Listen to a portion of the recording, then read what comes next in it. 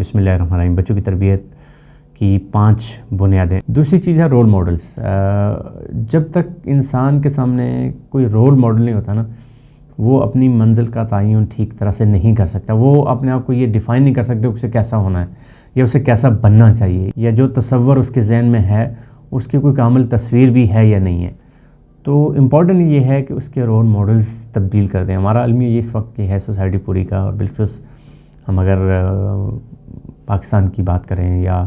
ہم مسلمانوں کی بات کریں تو ہمارے رول ماڈلز چینج ہو گئے. نبی علیہ السلام نے جو سب سے امپورٹنٹ کام یہ کیا کہ انہوں نے ایک نمونہ پیش کیا اس عرب سوسائٹی کے سامنے، اور وہ نمونہ نبوت کے بعد کا نہیں تھا، وہ نبوت سے پہلے بھی وہ نمونہ ایسا تھا کہ جس کی بنیاد پہ آپ یہ دیکھتے ہیں کہ اللہ کے نبی صلی اللہ علیہ وسلم نے جب تمام لوگوں کو بلایا اور ان کو یہ کہا کہ اگر میں یہ کہوں کہ اس صفا مروہ کی پہاڑی کے پیچھے ایک لشکر آ رہا ہے تو کیا تم یقین کر لو گے؟ سب نے بیک زباں ہو کے کہا کہ ہم ضرور یقین کر لیں گے، کیونکہ آپ نے کبھی جھوٹ نہیں بولا اور آپ صادق اور امین ہیں. تو یہ آپ دیکھتے ہیں کہ جب آپ ایک رول ماڈل اپنے سامنے سیٹ کر لیتے ہیں، اور اس رول ماڈل کے ساتھ آپ کی محبت ایسی انکنڈیشنل محبت ہونی چاہیے کہ آپ اس کے کسی بھی عمل کو، اس کے کسی بھی کام کو جو اس نے زندگی میں کیا ہو اس کو آپ چھوڑنا نہ چاہتے ہوں، پھر آپ ایک کامل تربیت کے نظام کے اندر آ جاتے ہیں. تو دوسری امپورٹنٹ چیز یہ ہے، اور اس کے لیے امپورٹنٹ کیا ہے؟ اس لیے امپورٹنٹ یہ ہے کہ آپ بچوں کو، ہمارے بچوں کا المیہ یہ ہے کہ ہمارے بچوں کے جو اس وقت کے رول ماڈلز ہیں وہ یا تو اداکار ہیں یا پھر گلوکار ہیں یا پھر کھلاڑی ہیں. اب ظاہر ہے پہلے تو یہ تھا کہ سوشل میڈیا یا یہ جو انفارمیشن کی اتنی زیادہ ایکسیس نہیں تھی، تو آپ بہت سارے لوگوں کی پرسنل لائف کے سے اویئر نہیں ہو پاتے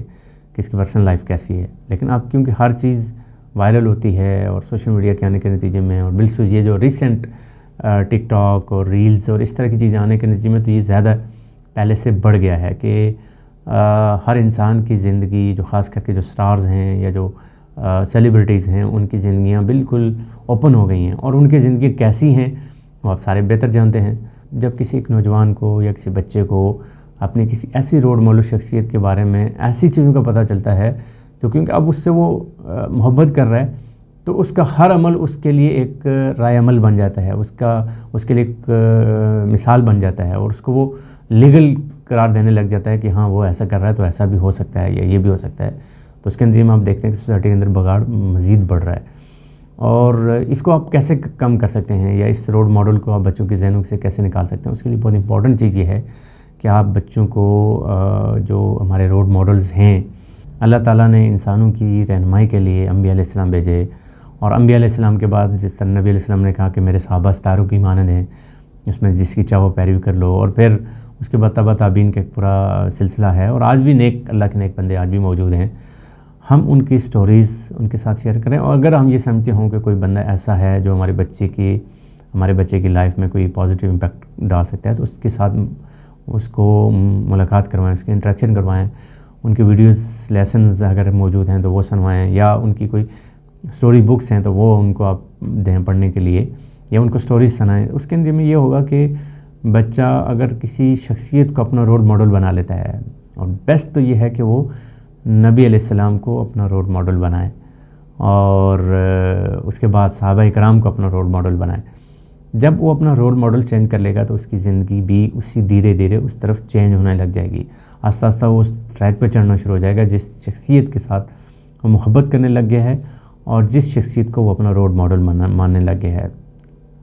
المیہ یہ ہے کہ ہم اس طرف کوئی زیادہ توجہ نہیں دے رہے، اور جو ہمارے سلیبس کے اندر یا کریکلم کے اندر یا ہماری کتابوں کے اندر سیرت کا یا قصص الانبیاء کا کنٹینٹ ہے بھی، وہ بھی جسٹ ہم پڑھاتے ہیں، رٹاتے ہیں بچوں کو ایگزام کے لیے. اس کے نتیجے میں اس کی لائف پہ کیا امپیکٹ آتا ہے وہ ہم کبھی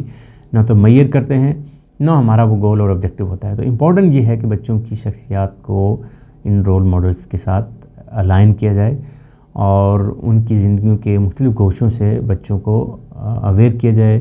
ان کے سامنے ان گوشوں کو کھول کے رکھا جائے، اور مختلف مواقعوں کے اوپر ان کے واقعات سنائے جائیں. لیکن اس میں ایک بہت امپورٹنٹ احتیاط یہ ہے کہ کبھی بھی ریئیکٹیو اپروچ کے ساتھ نہیں. ہم کیا کرتے ہیں جب بچے نے غلطی کر لی اس وقت ہم اس کو یہ بتا رہے ہوتے ہیں کہ یہ تو ہمارے نبی علیہ السلام کا تو یہ طریقہ کار نہیں تھا، یا ہمارے فلاں صحابی کا یہ طریقہ کار تھا، یا ہمارے فلاں ایک آدمی کا. اس وقت وہ غلطی کرتے وقت وہ عموم میں ایکسیپٹنس اس کی بہت کم ہوتی ہے. وہ اس کا ذہن اس دلیل کو تلاش کرنے میں ہوتا ہے کہ وہ اپنی غلطی کو چھپا سکے یا اپنی غلطی کو درست ثابت کر سکے. لہٰذا اس وقت اس کو کسی حد تک غلطی کا احساس تو کروا دیا جائے، لیکن اس وقت کسی جیسے اللہ تعالیٰ نے منع فرمایا ہے کہ ایک انسان جب نزع کی کیفیت میں ہو تو اس کو کلمہ پڑھنے کی تلقین زیادہ نہ کریں. یہ نہ کہ وہ کوئی ایسا الٹا سیدھا لفظ بول دے، کیونکہ ایک خاص تکلیف کے اندر ہوتا ہے، خاص ایک پرابلم کے اندر ہوتا ہے. آپ اس کے سامنے خود کلمہ پڑھیں تو اللہ تعالیٰ اس کو بھی توفیق بخشے گا. تو ایسے ہی ہے کہ جب آپ ایک فرد کسی مشکل میں، ہمارے یہاں کیا ہوتا ہے جب کوئی بندہ مشکل میں ہوتا ہے اس وقت ہم اس کو نصیحت کر رہے ہوتے ہیں، اور جب وہ آسانی میں ہوتا ہے تو ہم اس کے ساتھ خوشگپیوں میں مصروف ہوتے ہیں. اب جب ایک مشکل میں وہ آپ کے ساتھ آیا ہے، آپ کی مشکل آپ کو بتا رہا ہے، اس میں آپ کی مدد لینا چاہتا ہے، اور آپ اس وقت اس کو بیٹھ کے لیکچر دینے لگ جاتے ہیں، تو وہ اس کا دماغ اس وقت ایکسیپٹ نہیں کر رہا ہوتا ہے. وہ اس وقت یہ سمجھ رہا ہوتا ہے کہ یہ مجھے خواہ ٹیز کرنے کے لیے یا مجھے ڈیلے کرنے کے لیے یا ٹال مٹول کرنے کے لیے یہ باتیں کر رہا ہے. اس وقت آپ اس کی ضرورت پوری کریں، اس وقت اس کا مسئلہ حل کریں. جب مسئلہ حل ہو جائے تو اس کو یہ بتائیں کہ یہ چیزیں ایسے نہیں، ایسے ہوتی تو زیادہ بہتر تھی. تو یہ تھا آج کا ہمارا موضوع، جس میں ہم نے 2 باتوں کے اوپر بات کی ہے. پہلا یہ ہے کہ آپ بچوں میں جواب دہی کا احساس پیدا کر رہے ہیں، اور وہ جواب دہی اس کے انٹرنل ہونی چاہیے، نہ کہ ایکسٹرنل. خود وہ اس بات کو مان لے، ایگری کر لے کہ مجھے کسی ایسی ذات کے سامنے پیش ہونا ہے جو ذات علیم بھی ہے اور قدیر بھی ہے، اور تمام چیزوں کے اوپر اس کا احاطہ ہے. اگر وہ ہم سے ناراض ہو گیا تو ہمارے لیے خسارہ ہی خسارہ ہے، اور اگر وہ ہم سے راضی ہو گیا تو ہمیں دنیا اور آخرت دونوں میں کامیابی ملے گی. اور اسی طریقے سے دوسری چیز جو بہت امپورٹنٹ ہے وہ رول ماڈلز ہیں. اور رول ماڈل میں سب سے امپورٹنٹ یہ ہے کہ وہ آپ اس کو نبی علیہ السلام کی سیرت کے ساتھ اس کو جوڑیں، یا صحابہ کرام کی سیرت کے ساتھ اس کو جوڑیں، یا انبیاء علیہ السلام کی کہانی اور کسے اس کے سامنے رکھیں، تو اس کے نتیجے میں اس کی شخصیت میں کافی حد تک بہتری آنے کے چانسز ہیں. جزاکم اللہ خیر. السلام علیکم ورحمۃ اللہ وبرکاتہ.